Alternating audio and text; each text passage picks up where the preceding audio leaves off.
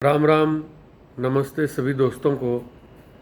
आज माननीय supreme court ने एक बहुत ही अहम फैसला दिया कि जो हमारी जुलाना से विधायक है विनेश फोगाट, रेसलर भी हैं वो, उनके हक में कि वो एशियन गेम्स में ट्रायल में हिस्सा ले सकेंगी। अब मैं देश के माननीय सर्वोच्च न्यायालय ने तो एक बहुत ही अच्छा फैसला दे दिया और माननीय हाई कोर्ट ने भी दे दिया, परंतु मैं देश की सरकार से एक मैं अपील जरूर मैं करना चाहूँगा, माननीय प्रधानमंत्री जी से भी, कि 150 करोड़ का हिंदुस्तान है साहब। मेडल एक भी आ जाता है हमारा तो हम फूले नहीं समाते।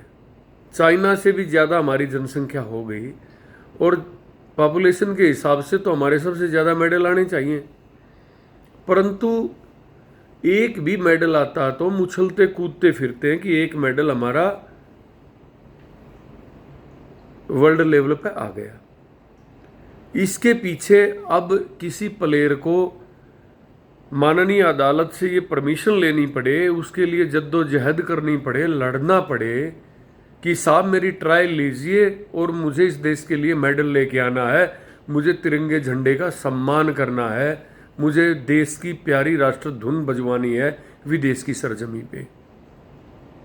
परंतु जो आदमी पूर्वाग्रह से ग्रस्त होते हैं, जैसे ब्रजभूषण शरण सिंह, इस प्रकार के वाहियात आदमी जिसके खानदान में कभी हो सकता है कि कोई इस गेम में कोई किसी ने हिस्सेदारी नहीं की हो, देश के लिए कोई मेडल नहीं जीता हो, इस प्रकार के वाहियात और अच्छी किस्म के लोग जब इसके मठाधीश बन के बैठेंगे तो फिर उस गेम का भला नहीं हो सकता, मुझे नहीं लगता। और मैं ये दावे के साथ ये कह सकता हूँ कि 150 करोड़ का भारत इसीलिए इन्हीं कारणों की वजह से आज मेडलों से वंचित है। इन्हीं वाहियात लोगों की वजह से हमारा राष्ट्र ध्वज तिरंगा विदेशी सरजमी पे बहुत कम लहराया जाता है और हमारी सबसे जो प्यारी धुन है राष्ट्रीय धुन, वो जो किसी खिलाड़ी के मेडल जीतने पे बजाई जाती है वो कम बजती है, क्योंकि सभी फेडरेशनों पे इस प्रकार के फिजूले और वाहियात लोगों का कब्जा है। मैं ये बात इसलिए नहीं कह रहा कि विनेश हमारे जुलाना की विधानसभा की विधायक है, और इसलिए नहीं कह रहा कि वो हमारी पुत्र वधू हैं। मैं इसलिए भी कह रहा हूं कि वो देश की एक अच्छी रेसलर हैं। उनका राजनीति में कितना योगदान नहीं है वो अलग विषय है, वो कितना समय दे पाते नहीं दे पाते हल्के के लिए, लेकिन जिस तरीके से वो ललायित है वो लड़की देश के लिए मेडल जीतने के लिए, देश के सम्मान को बढ़ाने के लिए, उसको रोका जा रहा है बार बार। और जो उसको रोकने की चेष्टा करते हैं, मैं दावे के साथ ये कह सकता हूं कि वो लोग देशभक्त नहीं हो सकते, वो लोग गद्दार हैं और इस मुल्क के साथ गद्दारी कर रहे हैं। तो माननीय प्रधानमंत्री जी से, गृह मंत्री जी से मेरी ये अपील है, और इस देश के खेल मंत्री जी से।